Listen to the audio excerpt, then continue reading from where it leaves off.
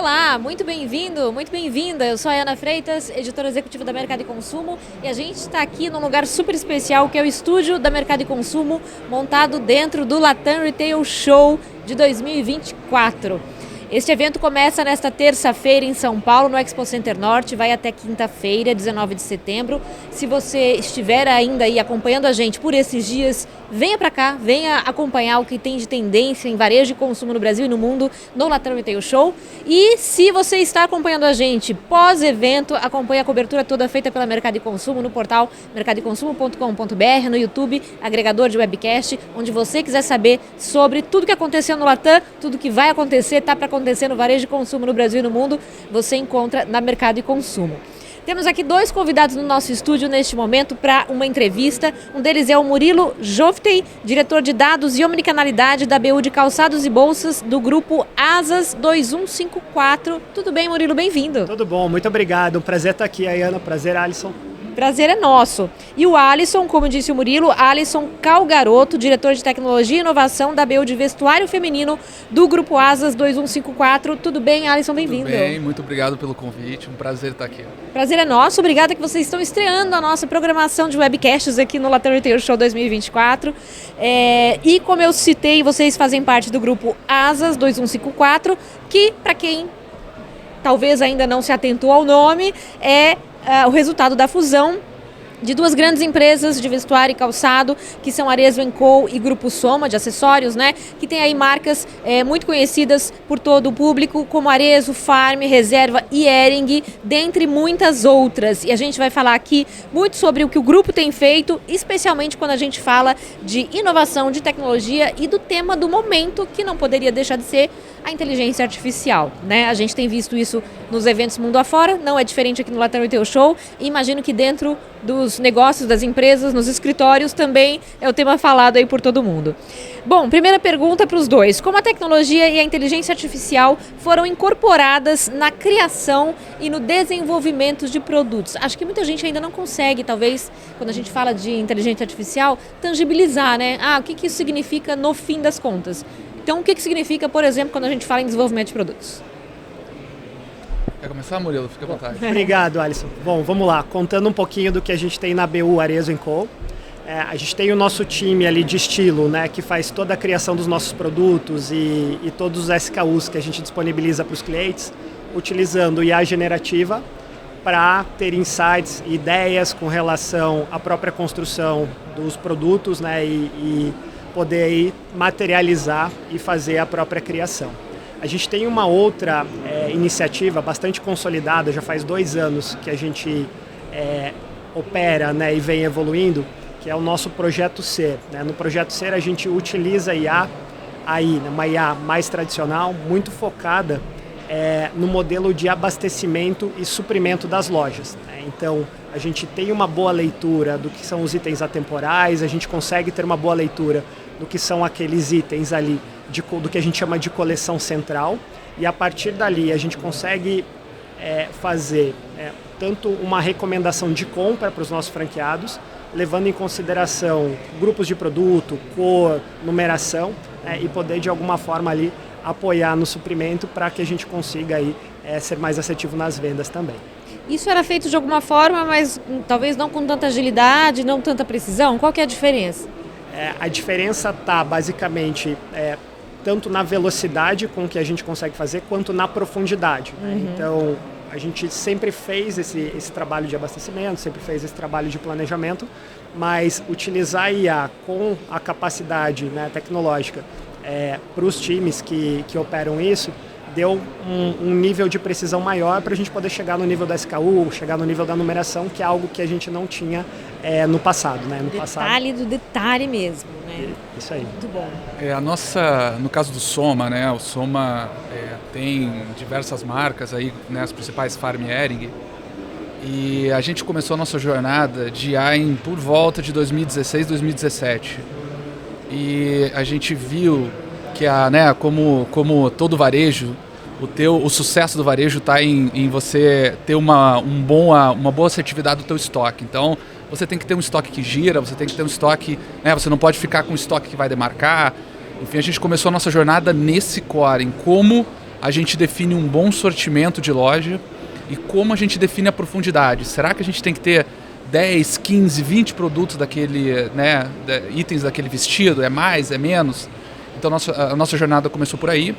A gente, antes de fazer a produção dos produtos de fato, a gente faz um piloto. O que é esse piloto? É uma peça que é um teste.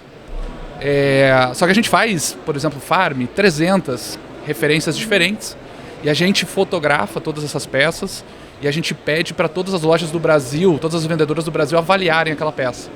Então a gente utiliza, claro, não é aqui a IA generativa, a gente usa IA tradicional para, ao longo do tempo, definir qual é a peça que tem a maior possibilidade de venda, para a gente produzir em maior ou menor escala.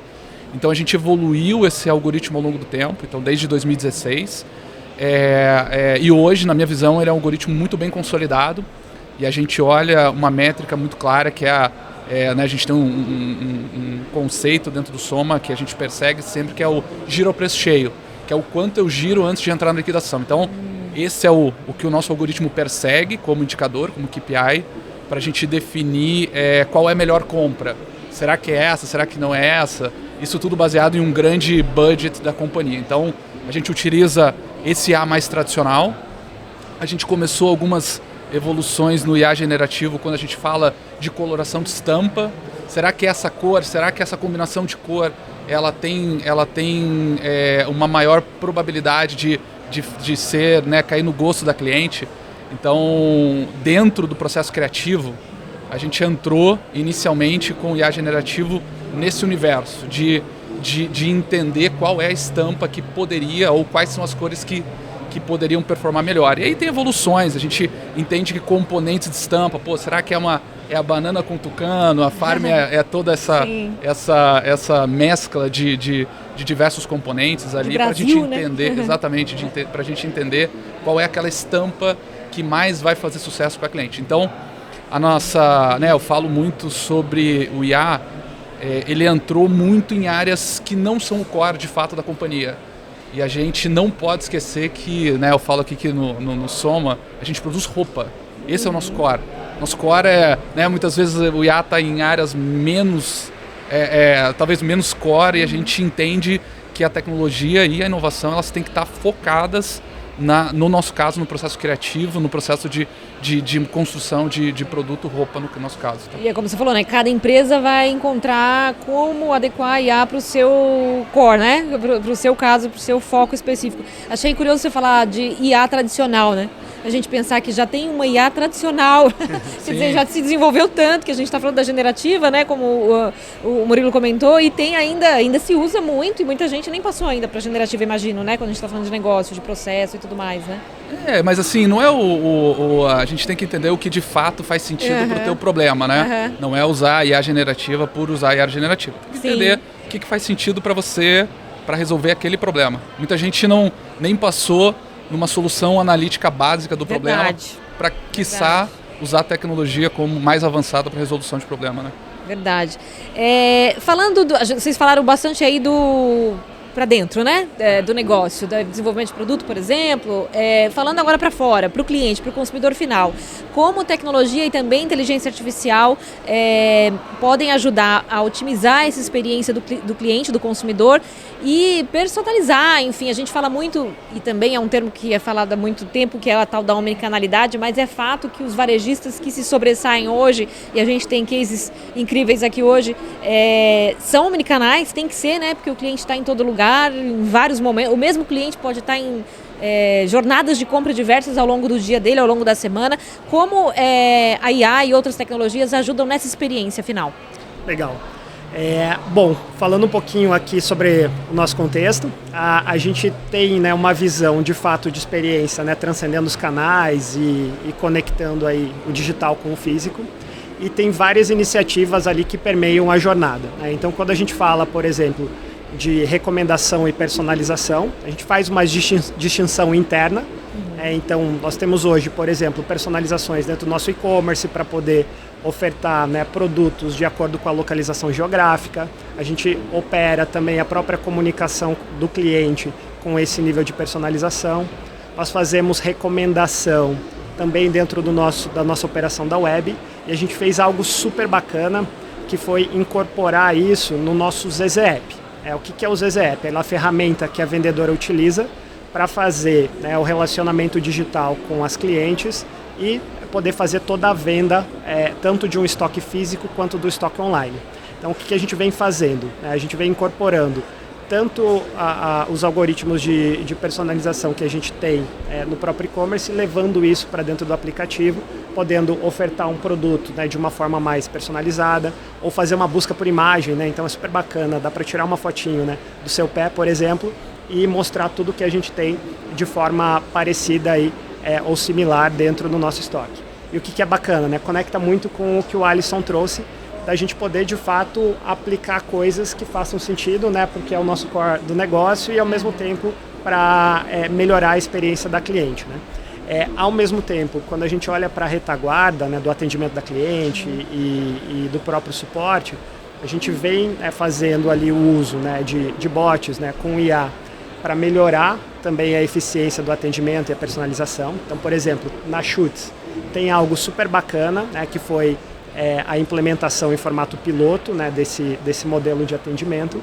e a gente conseguiu já, com a tecnologia, resolver 80% das necessidades da cliente.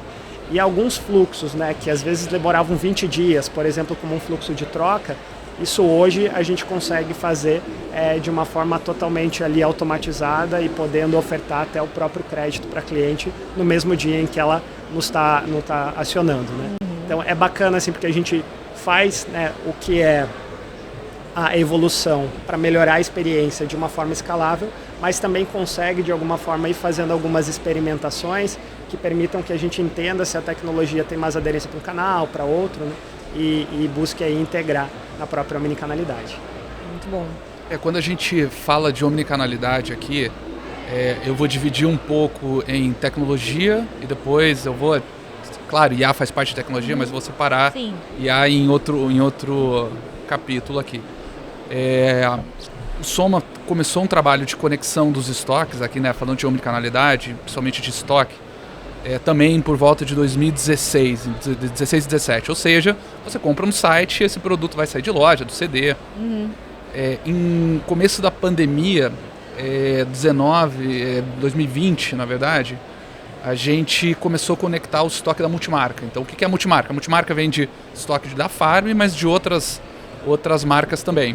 Então, a gente conectou. Então, o cliente compra na Farm, por exemplo, não sabe se vai sair do CD, no nosso CD, da nossa loja ou de até uma multimarca. Então, talvez uma multimarca que esteja em Porto Seguro, que tem uma loja multimarca lá, e o cliente esteja lá, talvez eu consiga entregar de uma loja que não é nossa, de uma loja de uma multimarca. Então, a gente fez esse processo de integração. Hoje, né, as nossas vendedoras, elas têm um papel relevantíssimo na jornada de compra, então eu vejo elas muito maduras nesse trabalho de omnicanalidade, e eu acredito que a nova, né, aqui por enquanto a gente pouco IA, muito mais relacionado a processo, conexão, tecnologia, engajamento, geração de conteúdo, e agora a gente entra numa jornada que a gente começa a discutir IA com mais afinco aqui, quando a gente fala de personalização de jornada. Então, a gente ainda não estava maduro, na minha opinião, tecnologicamente para essa discussão. Será que a gente está entregando aquela jornada de fato para cliente? E eu vi algoritmos de mercado aqui, também há 2, 3 anos atrás, ainda muito fracos, para moda especificamente. Os algoritmos eram bons para outro tipo de varejo, mas para moda eu via pouca... será que a gente está recomendando o produto correto para aquela cliente? Então, os testes que eu fiz de mercados foram testes que eu não vi que os algoritmos não estavam maduros. Então, eu entendo que agora, com a sofisticação, com a evolução, o IA entrando com muito mais força, a gente vai ter algoritmos muito mais assertivos para você colocar uma jornada muito mais personalizada para aquela cliente. Eu acredito que aí sim exista uma curva de maturação muito acelerada para essa recomendação. E aí, né, cada ponto percentual ou cada décimo de ponto percentual que se aumenta em conversão, né, no nosso caso, que a gente faz mais de 1 bilhão aí de soma em receita só de e-commerce, décimo de ponto percentual você está falando de milhões em venda. Então, tem um potencial muito grande na personalização da jornada, tanto em e-commerce, quanto em WhatsApp, quanto no próprio e-mail, que tem um valor gigante de geração de receita. Aqui é um lugar que a gente está colocando muita energia, que a gente entende que tem um valor relevante. Quando você fala que não havia maturidade, especialmente nesse setor de moda, né? De quanto tempo você está falando? Assim, até 2 anos. 2 anos. Foi uma coisa realmente que aconteceu de forma prática e efetiva de 2 anos para cá. Sim, eu falo dos algoritmos que eu testei. Eu não vi esse algoritmo nos nossos testes. Entendi. Colocando, né, levantando nossa conversão ou em níveis relevantes, né? E a gente não é uma empresa essencialmente de tecnologia. Sim. Somos empresas de um varejo de moda. Sim. Então, inicialmente, antes de a gente desenvolver tecnologia em casa, a gente compra. Claro. Né? Faz sentido você... Claro. Que é diferente, por exemplo, vamos melhorar, né, o exemplo que eu dei anteriormente, né? Vamos melhorar a assertividade de sortimento e profundidade. Esse é um algoritmo que a gente desenvolveu em casa, porque você não compra no mercado. Mas uma de recomendação de produto é algo muito de praxe do mercado e para moda eu não vi nada muito maduro, não.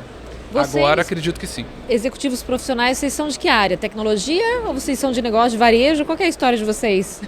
Eu me formei em 2010, eu sou engenheiro de automação, então de fato eu sou da área. É até engraçado Você porque... já fala a língua mesmo.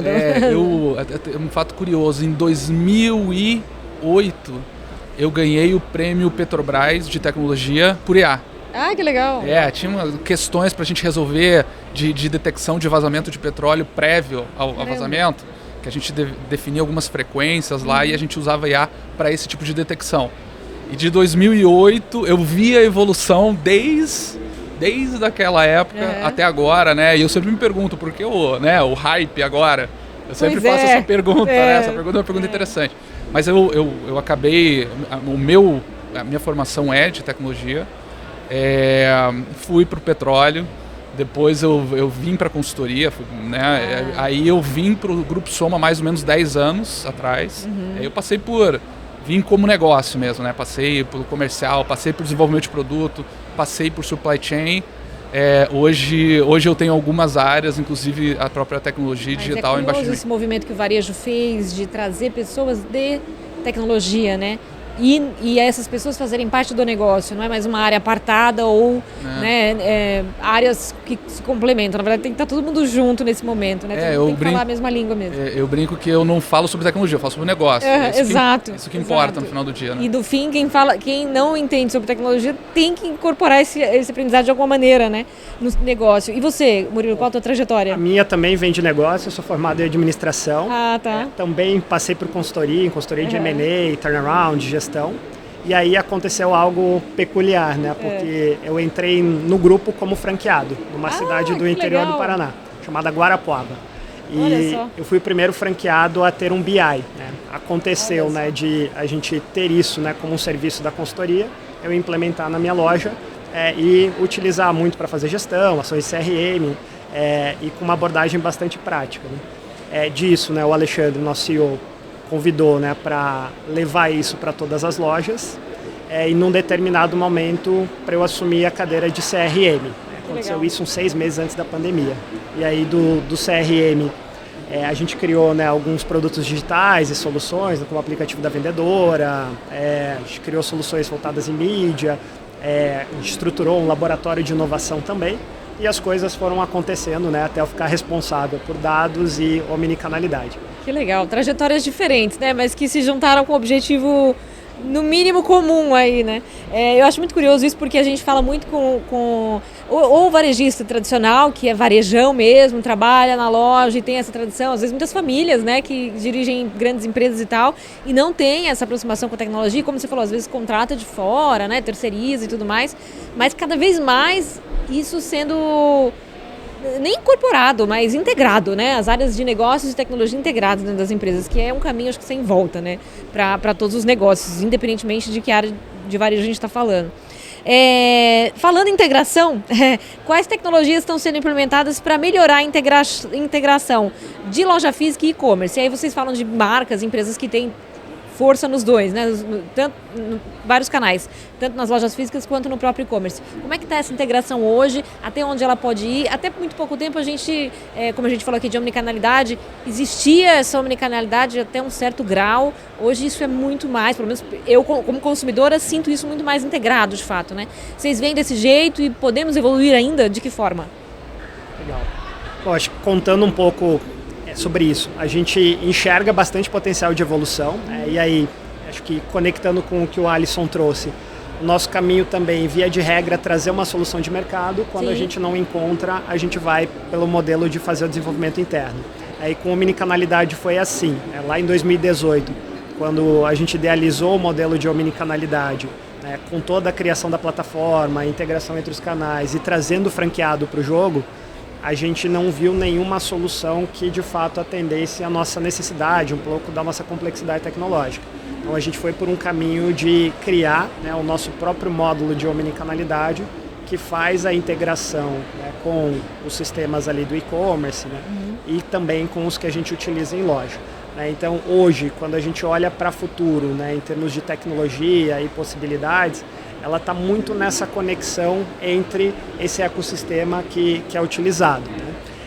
Tem bastante oportunidade de evolução, de melhoria em termos de regras de negócio, parametrizações que possam fazer com que o produto apareça de uma forma mais fácil ou que ele seja aí, de alguma forma aceito pela loja também de uma forma mais fluida. A gente tem também dentro da nossa plataforma do ZZApp um roadmap de avanço para poder empoderar cada vez mais a vendedora a fazer a venda digital e fazer a própria conexão. Tem também as nossas discussões no que diz respeito a políticas ali comercial e de CRM, que envolvem bases de dados, envolvem tecnologias ali para que a gente possa ser mais eficiente, tanto na comunicação, tanto com a personalização. Acho que são várias possibilidades que a gente enxerga daqui para frente e que a gente vem olhando muito nessa lógica de que se fizer sentido algo que esteja pronto, a gente consegue acelerar. Sim. Se não faz sentido, a gente dá mais energia ali para construir. A primeira coisa, acho que a primeira discussão que a gente tem que ter é o que é omnicanalidade, Existe diversas formas de enxergar, mas eu acredito que é quase uma visão utópica de que não pode ter distinção nenhuma dos canais para o cliente. O cliente não pode ter um acesso, uma interação com o e-commerce e entender que isso é diferente da loja física. Só que isso é praticamente utópico, A loja física tem o cheirinho da Farm, o e-commerce não tem o cheirinho da Farm.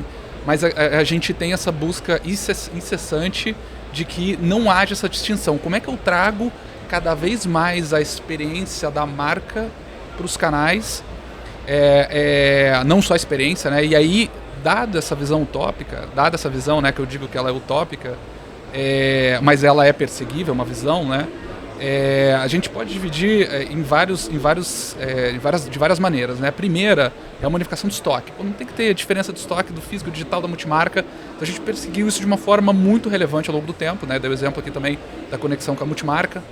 A gente tem uma outra frente que é a vendedora. A vendedora ela tem que ter essa presença nos mais diversos canais. Aqui uma coisa que eu falo não é sobre ela estar presente em todos os canais só, mas sim ela potencializar onde ela é muito boa. Então ela é boa na venda WhatsApp, então a gente tem que dar munição e dar para ela ser melhor ainda. Então onde ela se identifica como canal, eu chamo de ponto de contato, na verdade. Aí você tem do outro ponto de vista, ainda fatiando o problema aqui, do ponto de vista de conteúdo. Será que o conteúdo que eu forneço no e-commerce é o mesmo conteúdo que a vendedora está preparada para falar? Se que a multimarca está preparada, que o WhatsApp? Então existe uma omnicanalidade de conteúdo.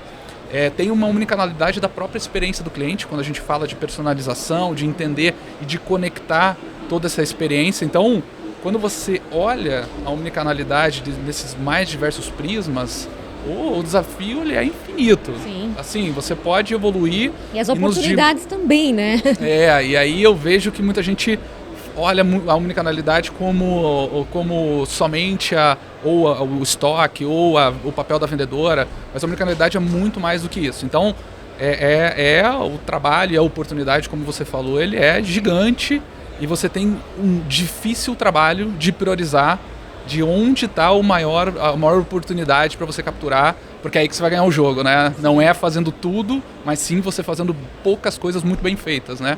Então esse é o nosso papel, é o nosso trabalho a cada semestre de repriorizar e entender se a gente está indo no caminho correto, principalmente quando a gente fala desse tema de omnicanalidade. Muito bom. Esse exemplo que você deu da vendedora, acho que ilustra bem isso, né?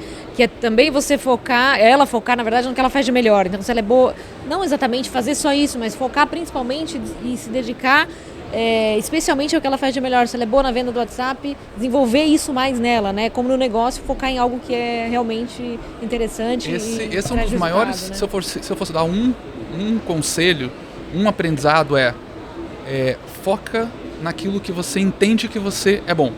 Você não precisa ser... claro, é bom você saber um pouco de tudo. Sim. Mas se você tiver um tempo e limitação de tempo, seja melhor ainda naquilo que você é muito bom. Dificilmente alguém, né, você de fato vai ter algo distintivo em relação ao mercado. Então, a gente olha isso e quando você tem muitas vendedoras, a gente fala muito isso para elas. Seja melhor ainda naquilo que você é boa. Porque você vai se destacar naquilo e você vai ter um diferencial com a sua cliente. E você, né, dado que a gente tem muitos clientes, você vai entender aquela cliente que mais tem empatia ou uma forma de comunicação com você, né? Total. Antes da gente finalizar, você falou, tá falando da sua carreira e você falou que desde 2008 você está falando de IA e a pergunta que você sempre se faz é por que agora? Estão falando, por que chegou a uma resposta sobre isso? Eu tenho algumas hipóteses, na verdade. Eu não tenho tenho fortes hipóteses. A primeira é que o IA generativo, ele criou a possibilidade de popularizar o IA. Então, há a possibilidade de muitas mais pessoas terem acesso ao que o IA pode entregar. Então, antes era uma coisa um pouco mais nichada em pessoas que tinham esse conhecimento. O IA generativo, né, pelo próprio ChatGPT ou nos outros IA generativos, você tem muito mais acesso e você consegue ver o que é possível com aquele IA. Mas eu acredito que o problema, a questão continua a mesma. As pessoas têm pouca clareza de qual o problema que elas querem resolver. Não existe uma clareza por parte das pessoas, eu quero resolver isso. Entendi. Então, não adianta você ter a solução, porque a solução, na grande maioria dos casos, sempre existiu, e as pessoas tinham muito pouca clareza de como resolver, né, esse problema ou qual é o problema. Então, eu acredito que esse hype vem da popularização. No entanto, a gente precisa garantir que a gente tem um problema claro a ser resolvido. E você, Murilo, que lá atrás criou na sua franquia, na sua unidade, né? Já estava pensando, talvez, em fazer a pergunta certa, né? Já sabia mais ou menos qual era a pergunta. Você também vê esse caminho? Quer dizer, a explicação seria essa? A popularização, ou talvez a maior compreensão que as pessoas têm hoje da inteligência artificial, o maior acesso, né? Eu vejo esse ponto, assim, como um ponto relevante. Aí, quando eu faço uma análise histórica, né, assim, entendendo o tipo de algoritmo, as teorias matemáticas por trás disso, são teorias da década de 60, 70, etc. O que eu acho que tem de diferente hoje, né, além, né, dessa maior facilidade ali de uso, ela está relacionada muito ao ecossistema que foi criado para possibilitar isso, né? Então a gente fala, por exemplo, da capacidade de processamento de máquina. A gente olha, né, essa questão de conectividade, próprio 5G, os dispositivos de IoT. Eu acho que isso, de alguma forma, trouxe capacidade, trouxe uma massa de dados muito significativa para se trabalhar. Ao mesmo tempo, tem uma evolução, né, da experiência do usuário, da experiência do cliente, né, de UX, que também vem caminhando junto. E na medida que essas coisas vão se conectando, eu acho que elas vão ficando mais populares e mais fáceis de entender. Fora que o próprio custo, né, de uso dessas tecnologias e de criação também vem caindo muito, né? Eu tive a oportunidade de ir para Seattle, lá na sede da AWS no ano passado, e eles estavam mostrando para a gente assim, uma curva com relação ao tempo de criação de um algoritmo, né? Então, comentando ali, a gente estava ali comecinho de 2023, comentando que ali em 2021 levava-se 6 meses de alguma forma para criar, né, e fazer uma modelagem. Hoje a gente consegue fazer coisas ali experimentais em 1 semana, 2 semanas. Então, tem acho que alguns fatores que também contribuem ali para a gente poder estar utilizando mais. Né? Muito bom. Gente, super prazer receber vocês aqui. Espero que aproveitem bastante aí o Latam Retail Show. Estamos aqui no primeiro dia de gravações, primeiro dia do evento, dia 17. E super prazer saber o case de vocês, contar um pouco mais para o nosso público aqui do Mercado de Consumo. Obrigada, Alisson e Murilo. Muito obrigado. Foi um prazer. Obrigada a vocês que acompanham a programação do Mercado de Consumo diariamente no portal mercadodeconsumo.com.br, nas redes sociais, no YouTube, no seu agregador de podcasts, webcasts preferido. E não perca essa cobertura completa que a gente faz do Latam Retail Show, edição de 2024, diretamente aqui do estúdio montado dentro da área expositiva do Expo Center Norte. E claro, reportagens, entrevistas também no nosso portal. Obrigada e até a próxima.